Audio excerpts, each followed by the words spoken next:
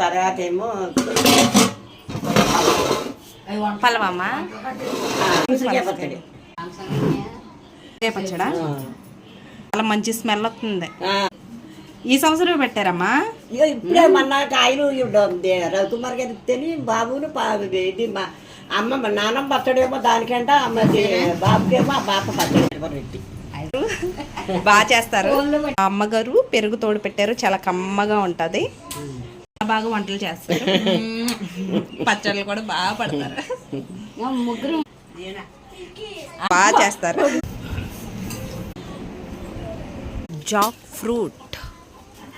చింతలు ఇది ఏం ఫ్రూట్ అమ్మా? Jack fruit. You like? No. Second option ఏదో ఉందంట.